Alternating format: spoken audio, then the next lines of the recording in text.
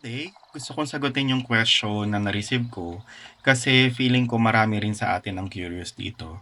Sabi niya, I'm a psychology graduate and we normally dismiss talking about these things. We believe that this will attract negative entities and against the teachings of the Bible. I'm just wondering if I have this gift as well. Can you develop this gift? Alam mo, sobrang relate ako dyan. Kasi totoo, lahat tayo may psychic abilities pero hindi lang lahat active. Minsan, dahil natatakot tayo or dahil sa environment natin, halimbawa kung may mga tao na kontra sa gantong klaseng knowledge, iniisip nila na galing to sa demonyo, parang napipili nating i-ignore siya, yung psychic abilities na meron sa atin. So, nagiging inactive talaga siya.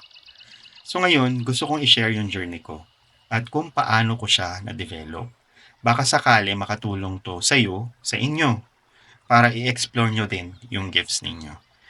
So, unang-una sa lahat, i-educate mo yung sarili mo. Nung una, takot na takot ako kasi yung tatay ko sobrang strict niyan, close-minded. Sabi niya, gawa daw ng demonyo, bawal daw yan. Ako din, super active ako sa simbahan dati. So in my mind, mali talaga siya. Pero, na-expose na ako noon sa mga healing rituals ng lola ko. Kasi siya yung gumagamot sa amin kapag may sakit kami. Doon ko nakita na kung gagamitin mo sa tama, hindi siya masama. Tapos, nagkaroon ako actually ng mga visions noon. Yung bus accident, na muntik na kami mahulog sa bangin. Pauwi na kami from Bicol to Manila noon. So, masasabi ko talaga na pangalawang buhay ko na to. So, instead na matakot, ang ginawa ko noon, in-educate ko yung sarili ko. Nag-ipon-ipon ako ng mga newspaper clippings. Tapos, sinulat ko yon sa journal ko.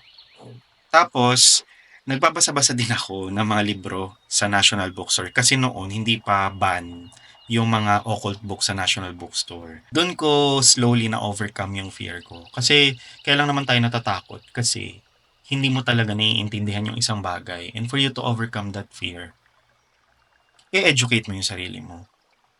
Pangalawa, you find your deep purpose. Noon, sobrang hirap ng buhay namin. Walang stable work si Papa, tapos si Mama naman laging nagkakasakit.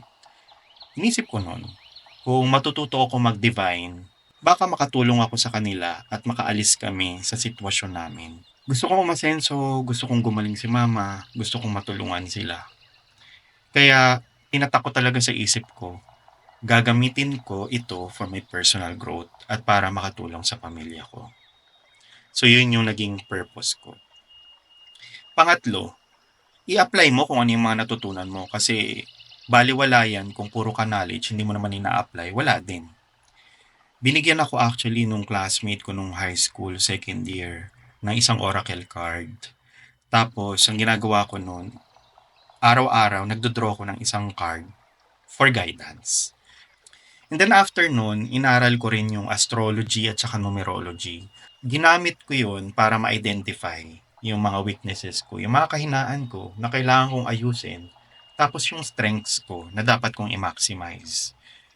Dahil sa guidance na nakuha ko, nakahanap ako ng work. Hindi ako nakapagtapos ng college kasi kinailangan ko huminto sa pag-aaral para matulungan yung pamilya ko. So through tarot reading, ko nakita na ay bakit hindi ko i-utilize yung writing ability na meron ako kasi mahilig ako mag-journal eh. So, tinry ko mag-apply doon sa isang digital marketing company. Unfortunately, nakapasok ako. Slowly, nakabangon ako. Kasi kung hindi dahil sa taro, hindi ko rin madidiscover na yun pala yung skills na dapat kong i-utilize. Nung natutulungan ko na yung sarili ko, pati yung pamilya ko, sinimulan ko na rin tulungan yung ibang tao. Sobrang fulfilling kasi na tutulungan ko sila na mahanap yung path nila, kung saan sila magiging tunay na masaya at peaceful. Doon ko na-realize, hindi talaga to masama. Nagiging masama lang siya kung ginagamit mo siya sa panloloko, panglalamang, at kung ginagamit mo lang siya for fun or power trip. My last tip is, humanap ka ng tamang gabay. Hanap ka ng mga taong same vibes mo, yung aligned sa values mo. Ingat ka sa mga guru kuno or mga master kuno na ginagamit lang yung knowledge nila dito para magpasikat o mag-power trip.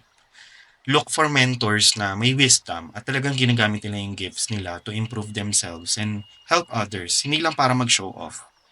Makikita mo yon sa actions nila. Sa tanong mo na posible ba na may gift din ako, pwede bang i-develop? Yes, meron ka rin. Lahat tayo meron.